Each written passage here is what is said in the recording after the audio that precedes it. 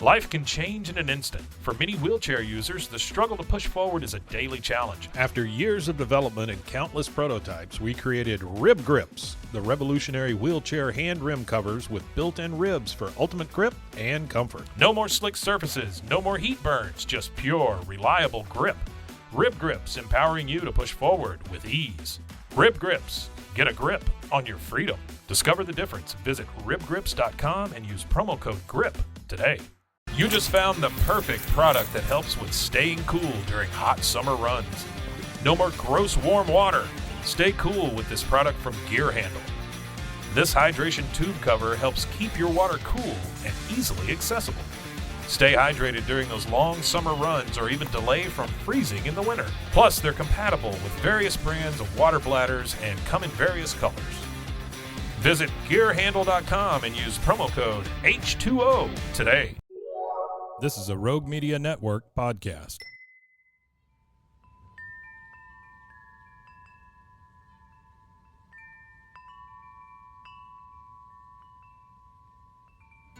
I'm Jordan. And I'm Rachel. And this is Astrology Table for Two. And there's always a third chair for you.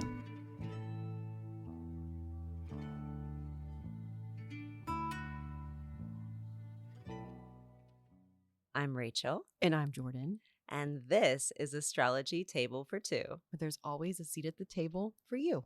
Exactly. Especially during this full moon partial lunar eclipse in Pisces, who likes to include everyone. That's happening. Everyone's welcome. Yeah. Everyone's invited. Well, in the Pisces party, abso-freaking-lutely, Yes. Everyone's invited. It's happening on the 17th of September at 9:35 p.m. Central Daylight Time at 25 degrees of Pisces. So Pisces is our mutable water sign ruled by Jupiter. It's the last sign in the zodiac, representing the two fish and ruling the ankles, feet, and lymphatic system. So, Adaptable. oh my gosh, Yes. so mutable. Yeah. And almost all the action in the sky during this eclipse is on that mutable axis. And it's an eclipse, the first in a series. Yeah, there's multiple this year. Well, there's already been one, but there are multiple this year. So this will be the technical first eclipse in Pisces on the Pisces-Virgo axis. And the nodes haven't changed. They're what creates eclipses, right? Where the sun's and moon's paths cross. And that north node is still in Aries. But this lunation is close enough to the node to create that first eclipse. So this is inaugurating the next year and a half Ooh. of eclipses, What a way to start. starting Yeah. with a bang. And Yeah. it also is so eclipses always come in pairs. The following lunation will be the last eclipse in that Aries Libra axis. Oh. So there's endings and beginnings. Yeah. Whether you all want it or over not. this. Yeah. Yes, all kinds of endings and beginnings. And to me, there's about to be a lot of stuff popping off. Yeah. Oh. Especially emotionally. And in terms of the groups that we're a part of, the things that we're hoping for, dreaming about, the North Node is soon to shift into Pisces. So we're about to shift those desires into overdrive. Lots of change, it sounds like. Oh my gosh. Lots of yes. transmutation, adapting. Yeah. Yeah, and the change is underscored by, one, this is an eclipse, changes, disruptions to regularly scheduled programming, and also because the closest aspect any planet is making is Uranus, making a sextile with this eclipse at 27 degrees of Taurus. And Uranus is about shock, change, disruption, innovation. So it's like the sky is like, hold on, let me emphasize, like, hold on. You are not going to be free of this. Like, this will happen to you. To in one you, way or the through other. you. Yeah. And Yes. the grief, there's going to be a lot of grief, I feel like. But I think there's Yes. always grief when something changes. You're mourning that part of yourself that is no longer necessary. Well, and also the only other planet that's co-present in Pisces is Saturn, which rules grief. Yeah. And that sort of, that difficulty, that challenge, especially in Pisces, emotional challenge. So Saturn will be far enough away where it's not going to be technically conjoined this eclipse, but it's still very much flavoring the water in Pisces. Oof. That Saturnine responsibility, duty, and like you're saying, grief is a lot about emotional management. Yeah. And are we going to remain in that grief, or are we going to rise above that grief? And Saturn rules time, and it requires patience. So I think that this is change that we're going to take a while to adjust. Yeah, y'all to. ready to learn some lessons together? And it's going to be like out of this world, because the second closest aspect, and very closely, I mean, Uranus is just 1 degree closer. Second closest aspect is a conjunction with Neptune. And I said Saturn was the only thing. Neptune's in Pisces, guys. With Neptune at 28 degrees of Pisces, so only 3 degrees away from the eclipse and between the eclipse and the nodes. So very much paradigm shift. Okay. And there could be like some intense nostalgia for the times before grief. And that makes it harder too. I know, makes you it remember. so much harder. Yes. But it could create some big shifts in consciousness, which can be strange. And especially with all the Uranian eclipse. But embrace the strangeness. That's the Piscean quality. There's no way around it. No, you're just going to have to be in it. And this eclipse is ruled by Jupiter, which is in Gemini at 20 Gemini, creating a square between this eclipse and its ruler. And squares call for action and change. So underscore, third underscore. Yeah. Ooh. Usually the astrology will make itself very, very, very clear. And I think this is like, hey, get ready for some change, some challenge. And like, you're going to have to try to make sense of this. Yeah. And like, maybe I feel like it's going to be challenging to not be almost like delusional when you do realize, like it says in your notes here, like the conflict between hopes and reality. It's like kind of seeing your reality, but trying not to maintain that delusion. You could still have your hopes and they can still come true. It might not happen the way you want it to happen though. And I think you have to be aware of that. And it might not happen as quickly. You know, sometimes like something happens, like, you know, speaking of your grief example, someone passes and that sudden event happens, but it still takes you a while to emotionally work through that, internalize it, like to shift your life to, you know, be imaginable. Grief without makes this you person. question. I feel like it just really makes you question who you are to your core. It makes you reassess everything about yourself and the people around you in your life and your relationships. And I think you're highlighting, which the only other aspect happening on this day. So there's a full moon day and it's an eclipse and it's making these relationships. But also on the same day, Mercury at 15 Virgo will oppose Saturn retrograde at 15 Pisces. So Mercury opposite Saturn is exactly like what you said. It's like, okay, the facts are staring me in the face. Yeah. But it's going to take me a minute to work through that. Yeah. So there, I think the reason grief is so heavy on my mind is because I was out last night, as a Sagittarian does. And where, you know, I'm out Saturday night. Yeah, normal. no, I'm out with like a couple of friends and, you know, I want to keep the party going after they have to head home back to their baby. And I thought, you know, I'll just go to another local bar and just see if there's some people there. I know usually there is. I always run into somebody. And I did run into a couple of friends who were there. Like a Sagittarian would. And I just know the spots. Okay. That's really, that's it. And she's talking to me, about they, had a elderly dog that just passed away and they were very, you know, pets and attachment to animals and pets. Like I understand because I have a cat and, that depth of that attachment is like, you know, I think about my cat dying, like not all the time, but when I do, I get really sad. Oh. And so I can't even understand like how they were feeling. They were like, they were pretty bummed out, you know, and we were talking about grief and grieving and I feel like I read or heard this really beautiful thing that grief is just kind of like love with nowhere to go. So it's kind of viewing grief as like all this love that you have in you, but you don't know who to give it to anymore because it's for that person, that object, that animal, or like that version of yourself. It's not there anymore. It doesn't exist anymore. So what do you do with that? And sorry, I went off on a tangent there, but I just think it's really, I think that's why I'm like thinking about that word so much, grief. I think that's a beautiful representation of what it's like as well when major change happens that disrupts your daily routine and that also disrupts your relationships. Remember, this is Pisces and Venus exalts in Pisces. Yeah. So all the things that we love and cherish and treasure, that's a very Piscean thing to give that unconditional care and to, exalt in that joy of those attachments that we form. But then there's also trying to make sense of what happens when those states change. Yeah. When some people or pets pass, we're not immortal. Yeah. And how to think of then yourself in the world in that new way. And it takes a while to start to love, right? Maybe not, but like it takes a while to form that deep attachment. No, yeah, it does. Yeah. And then it takes a while to process those attachments when they're broken. Yeah. And with an eclipse, there's a lot of potential for changes in those profound relationships.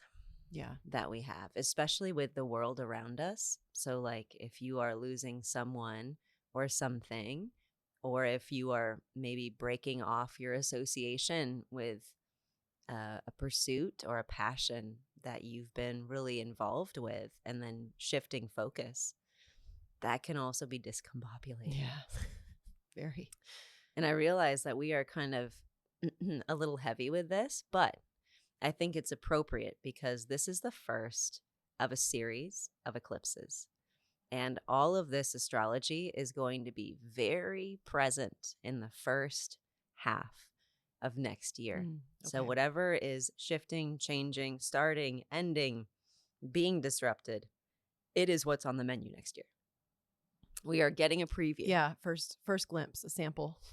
And sometimes, like first glimpses, it can be like shock and awe in a positive way, Yeah. like fireworks the first time you see that. And then or when it can be negative. Yeah, when you're right next to the fireworks, you're like, oh my God, it's so loud. If there's a bomb exploding, Yeah. right? It's just all dangerous, about yeah. what exactly. And change can be glorious or it can be dangerous. Yeah, to it's just your- really ugly and destructive. right, and frightening. Yeah. And I think with the Neptune and Saturn influence on this lunation and Uranus, like those are some rough, tough outer planets. It can Yeah. be wild. Yeah, those planets don't fuck around either.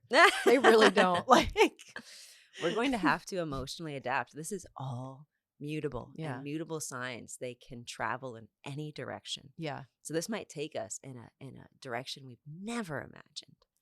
I envision Pisces as just like a fluid and ever changing, just fluidity. To me, they are just the like epitome of fluidity. Couldn't be more correct. Yeah. And I mean, of course, it's ruled by Jupiter because that inner transformation, that like coming close to the relationship with the all and the everything and realizing the compassion of having this shared existence, that's all it requires inner change, Yeah. inner work in this lifetime. But that's also very noble, admirable to be able to become compassionate, to be able to hold grief and love because Yeah. those are held in equal capacity. Right. And so I think this moon is going to challenge our minds and our hearts and our hopes. Yeah. There might be crises of faith. I'm seeing also with the upcoming astrology, the transits we're about to discuss, we might be changing our beliefs. Yeah. And belief system change, it's foundational. Yeah. That's your core. That's kind of exciting though. Like, I don't know. I think it's like really fun. Like it's going to be heavy, but I don't know. I love getting my mind blown. Yeah. Me too. And my world changed. I Yeah. mean, when it changes in a way that's easy to accept, and this could be either. Yeah. And what a privilege it is to experience emotions and to experience love, you know? And Pisces is about how when we experience both the highest heights of joy and the lowest lows of grief, that is also a profound understanding of what it means to be human. Yeah. Ooh, yeah. And on that note, should we take a break for a word Oh, yes. for some sponsors? Potential sponsors. We know you're out there.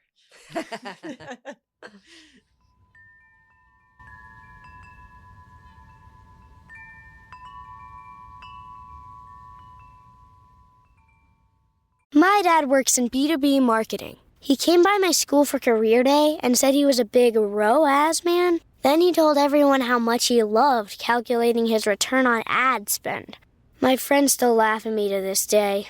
Not everyone gets B2B, but with LinkedIn, you'll be able to reach people who do. Get a $100 credit on your next ad campaign. Go to linkedin.com/results to claim your credit. That's linkedin.com/results. Terms and conditions apply. LinkedIn, the place to be, to be.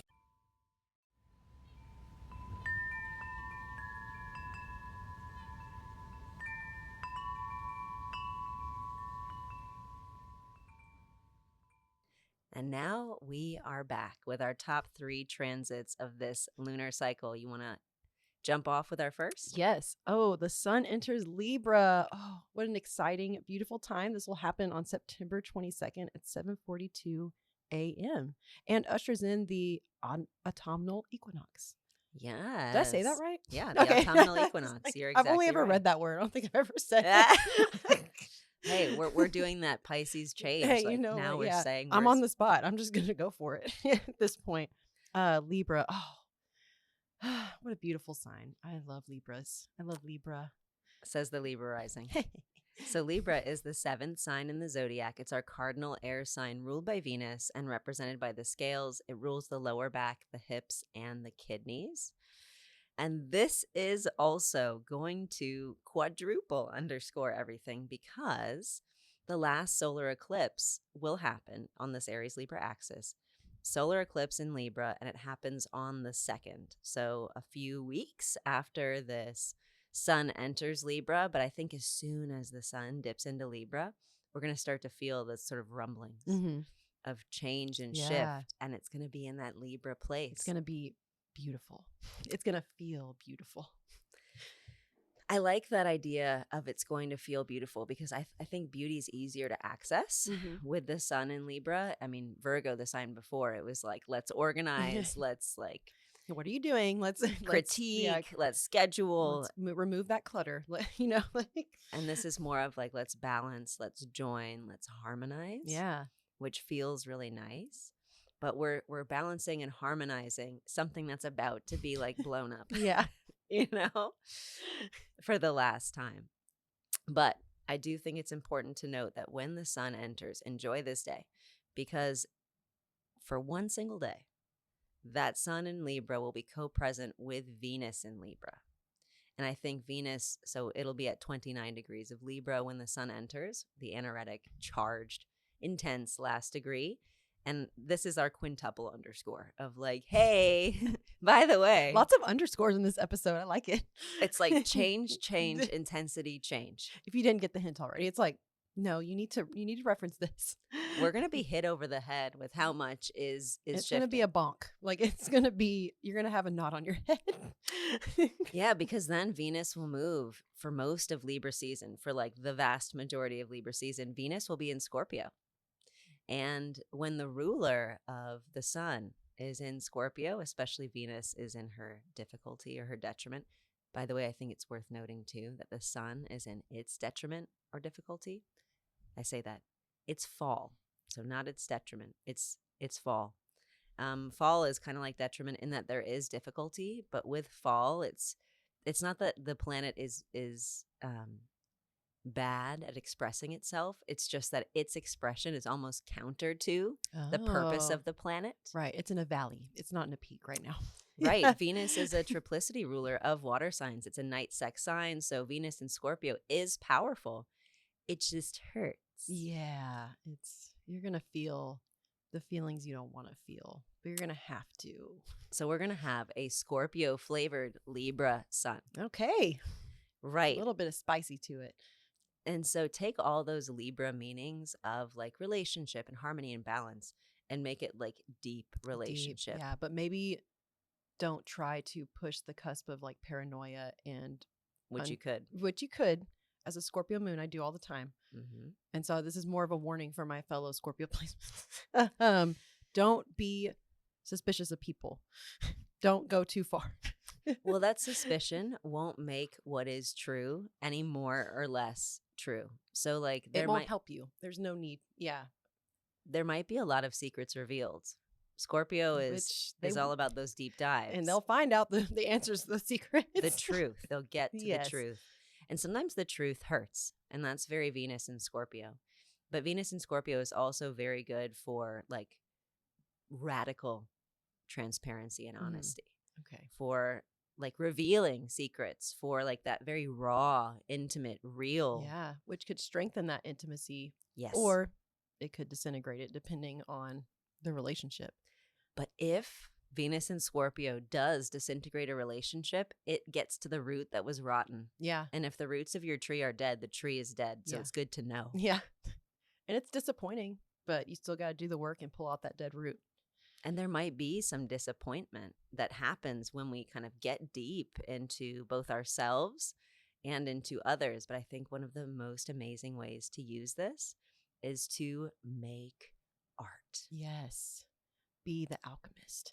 Yes. Express yourself. Yes. Because if you take pain and you create beauty with it, you are transmuting. That is how I deal with my emotions. To be honest, yeah. When I create art, I'm like probably angry and sad like 75% of the time. My best poetry comes when I'm like fucked up. Yeah. Absolutely. Yeah. When I'm like all good and I'm like bopping around, Right. I'm writing poems. And don't get me wrong, I still create art when I'm in like a fabulous mood, you know. I really don't as much. You said I really don't. But I find myself, and I think what happens is when I'm creating art, I get frustrated with myself and my skill level, and you know, and I'm hard on myself and I'm critical, and so that kind of fuels the fire of Virgo 12th house. right? It fuels the fire of that like that anger and like frustration and like sadness that I'm probably already feeling, but I'm not addressing. Mm-hmm. Which you have to address your emotions if you have prominent Scorpio placements, because it will fester and fester and fester, and you will ruin and destroy like all of your relationships if you don't get to the root of that, the rotten root of that core. Right. And I think there might be like, I always say with Scorpio placements that if you don't bury a body appropriately, if you don't honor it, or if you bury something alive before you've dealt with it inside, then you will have to exhume whatever it is and rebury it. Yeah. Those skeletons will stay in the closet until you, honest to goodness, put them to final rest. Yeah. And it might be like a pet cemetery situation too. Right? They'll come back and find you. Yes. Yes. If something isn't dealt with, it will always come back up in the subconscious. Mm-hmm. Yeah. And I think we will perhaps be extra emotional and maybe questioning a lot of how we love, who we love, what we love. Yeah. Because Venus and Scorpio is going to get to the very core. And will we let it go? Possessiveness is big. There might be a lot of feeling attached. Yeah. That's the ultimate question for myself. When will I let it go? Right. Stay tuned. With the letting it go is catharsis. So there is the potential for catharsis because Scorpio rules both the genitals and the excretory system. So I think it's going to be, and I'm already getting into our second transit. So we might as well go into the second transit. Yeah. So this second transit is Venus entering Scorpio just a day later. Surprise. Or like not even a full day later on the 22nd at 9:35 p.m. Central Daylight Time. As I mentioned, Scorpio rules the genitals, excretory system, so creation and destruction. And casually. It's the 8th sign in the zodiac, fixed water, ruled by Mars. Venus is in its detriment in Scorpio, so Sun is in its fall. Venus moves into its detriment. We've got dignity moving out of the sky. Okay. Which oftentimes radical change can leave us feeling undignified in our raw infant state. You feel vulnerable. Yes. You feel humiliated. You know, you feel exposed. Exposed. And a scorpion does not want to be exposed either. That's why it has that stinging tail. Absolutely. So Venus is ruled by, in Scorpio, it's ruled by Mars. And Mars is currently, guess what, also in its fall. So it's in a place of its difficulty. Yay. In Cancer, the sign of the moon, and it will be there. So Mars will be there for the whole Venus and Scorpio transit. So Mars in Cancer, Venus in Scorpio, Sun in Libra. Hard stuff. Hard feelings, hard to find pleasure, emotional reactivity, deep emotions, vacillating emotions. Great. I already feel this way like all the time. I was just gonna just gonna get worse. You have Mars in I Cancer. know. You have Mars in Cancer and Moon in Scorpio. So you're like already pre-educated. I am. Will I do okay? I'll keep you updated. Nah, you'll do better than everyone. It'll be native. I hope so. It will be native. I'll just be like, what's going on, guys? Like, y'all doing good over here? well, you'll be the one who knows when people are putting on a fake face. Because there will be a lot of trying to put on your best face, Masking. especially with Sun in Libra. We're like, no, I'm really, really fine. With the tear streaming Yeah, while you're smiling. That emoji that's smiling with a tear. Yeah, literally. Yeah, no, exactly. But this is a great time to get real, to get passionate, to spend time focused. Yeah. Because Scorpio's fixed water. So like when we focus, not only can we get deep, but we can get very productive. Like we can do work on past trauma. I'm thinking inner child work. I'm thinking whatever we have PTSD around. Yeah. And Scorpio is the ultimate alchemist. Yes. They are powerful like placements. Mhm. But it can be a lot. It can be very overwhelming. I think we might feel emotionally overwhelmed. Yeah. So get ready with the Pisces eclipse. We're talking Pisces, we're talking Scorpio, and then just brought in that Mars in Cancer. But how can you, change? How can you transform this energy that you're about to feel?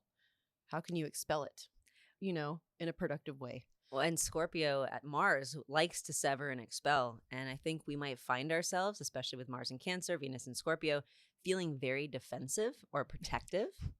But you know how sometimes like kids, they get hurt and they just don't want you to touch their cut. They don't want you to fix it.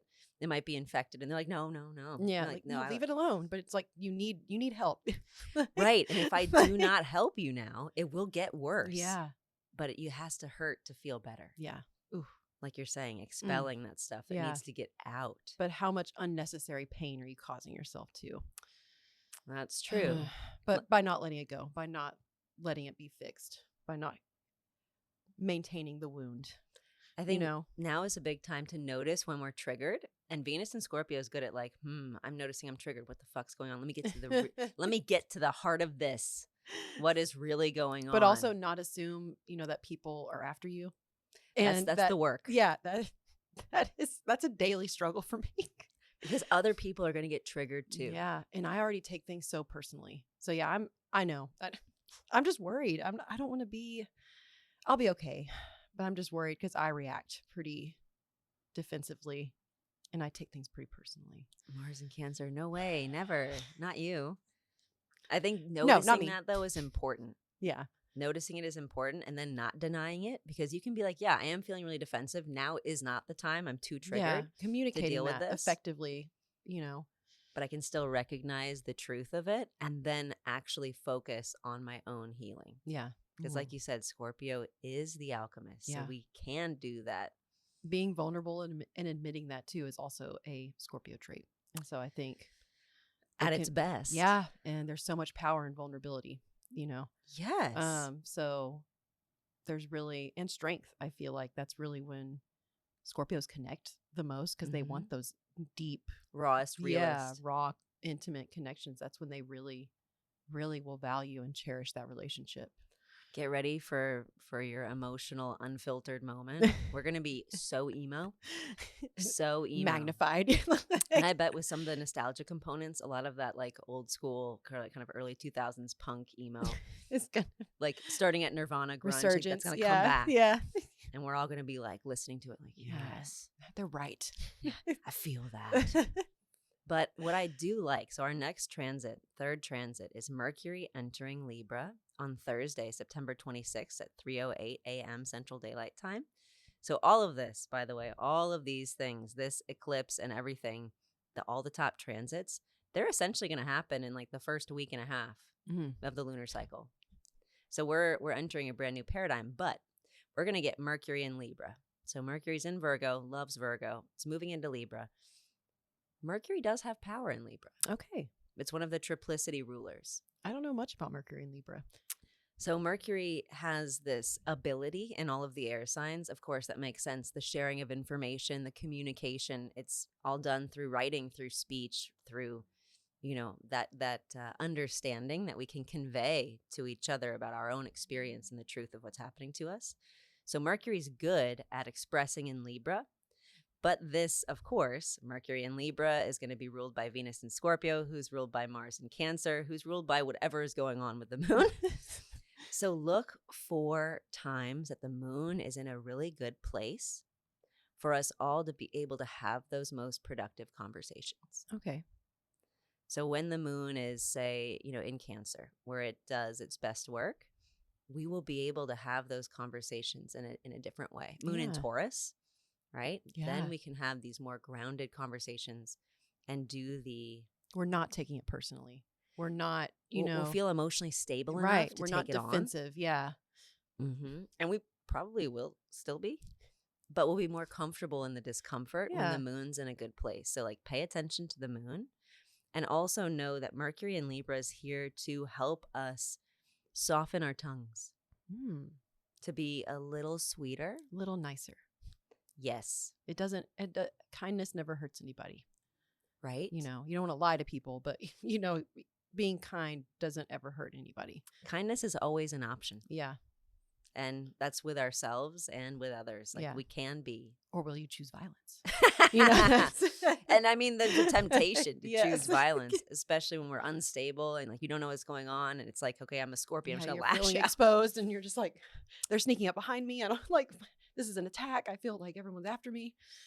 But I think here so with Mercury and Libra, I want us all to like, again, make that art, write that emo poetry, meditate, like keep a journal. I think this will be really useful during this time because you'll be able to see the waxing and waning of these emotions. I was just thinking about starting to journal again, like last week.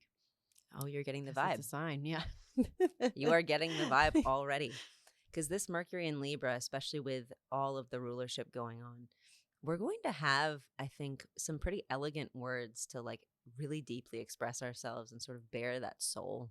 Okay. And it can be really powerful to make connections in that real place.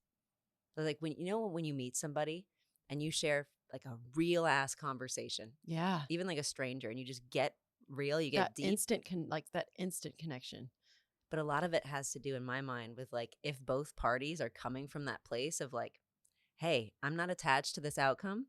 I'm just being here as I am. I'm showing up as I am, and we're connecting from that place. Yeah. Then you're soul to soul. That's beautiful. And I think we can do that. Yeah. We're all capable of doing that. And with the arrangements going on, I don't think we'll be able to not do that. So if you come across people who are like sort of hanging by a thread, or they're like exhausted or overwhelmed or over it, it kind of, when you don't have the energy to fake it, you can't. Yeah. So you just are. Yeah. And I think that can be very revelatory. Yeah. It's definitely a statement of strength, I think, and courage to come as you are. Right? Another Nirvana song. It's perfect. All right, cue the song. Yeah. Start, playing it. That'll be our exit song today. Yeah, right. Hey, Mason, put that as our exit song. But Mercury will be there in Libra until October 13th when it will enter Scorpio. So it will be there for the entire time that Venus is in Scorpio. And it will be there for, let's just say the sun will be in Libra for the entire time that Mercury is as well. So I think that there will be at least like a gilded edge to this deep, emo, crazy, profound changing. We're going to make something beautiful, guys. Right. But it's going to be messy. The process will be a little messy. But when you're discovering, like, okay, don't get me wrong. When you are creating or discovering a new form of artistic expression, whether that be in the form of writing or the medium that you're expressing visual art, there's something like messy, but also it's the process. Super exciting about that. It's like finger painting. Like, you're going to get, your hands are going to get really fucking dirty, but also weirdly colorful. And then you're going to hone and refine that technique. And if you keep moving, then all of a sudden there's this unique style you've just developed. Yeah. And I think we're in the the chrysalis phase where we're the soupy butterfly and we're like figuring out what our new In the form. mush. Yeah. Yeah, we're in the mush. A little mushy ourselves, maybe. Yes, but I do like Mercury in Libra. It'll be in either Virgo or in Libra for the entirety of the time until October 13th. So I think it'll be a blessing to have a little dignity in the sky. Okay. Our minds will be more right than they could be. Yeah. But this Mercury in Libra is also both Mercury and the South Node will be the South Node. Mercury and the Sun will be co-present with the South Node in Libra. So there will be this emptying out of previously held thoughts, beliefs, like a sort of, I think, sapping of energy. Okay. You know how sometimes it's not until you exhaust a fighter that you can actually like beat them. Yeah. We're going to be that little exhausted one. It's like, okay, fine. I'm ready to change. I'm Yeah. just Like, too, God, yeah. I'm too Please, tired yeah. to fight it. Please, like, I can't fight it anymore. Maybe, Yeah. making the letting go process easier. Yes. The things where we are firmly holding on to. Because what we resist persists. Yes. And control is always out of our hands. Tell that to the Scorpios. Control is delusion. I'm telling this to myself. So when I re-listen to this podcast, it's a reminder. Yes. Because we only have the control of us. Yes. Literally, that's it. And not even. And Pisces knows that. Mhm. Surrender. Yes. Surrender. Trust. Fine. Trust fall with the universe. Ooh, Faith I'm in scared. the change. The process we will end up in solid form again. It's gonna hurt, but you'll be okay. We'll have some beautiful wings. Yeah. We'll fly away. It's gonna be worth it. I'm excited. Me too, because the next lunation is going to be another eclipse, right? Woohoo! So we will be talking about a new moon solar eclipse in Libra on October 2nd. So lots of change now, more change then. Surprise. October surprise. Aww. Isn't that a thing, right? Yeah. Yeah.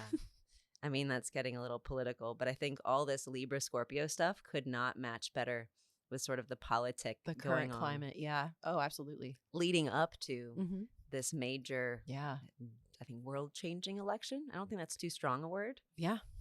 It's going to have that, essentially that kind of impact. Mm-hmm. And change the balance of power. Mm-hmm. Yes. So look forward to that. There'll be more. I don't mean to get too. I don't want to add foreboding, but like we're about to have another super exciting changes coming for you podcast here in just a few. Yeah. And so, it's not foreboding.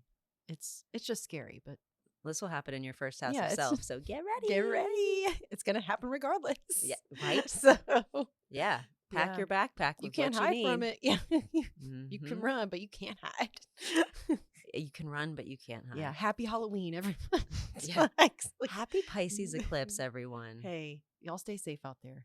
We'll see you soon. All right. Bye.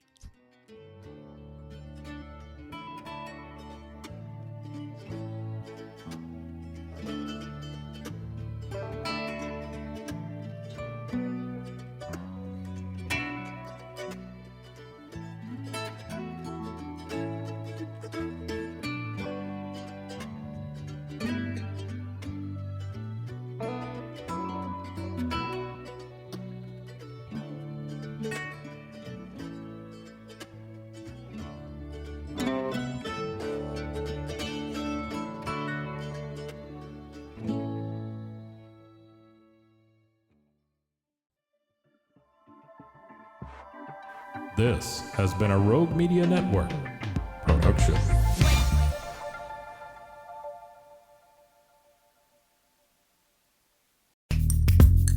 Are you a podcaster? Let's talk podcast hosting. Are you tired of your current podcast host? Need real support in a community that gets it? At Rogue Media Network, we offer top-tier podcast hosting services to help you thrive. From hosting and distribution to dedicated support, we've got you covered. Starting as low as $25 a month. Join our community of passionate podcasters today. Contact us at hello@roguemedianetwork.com.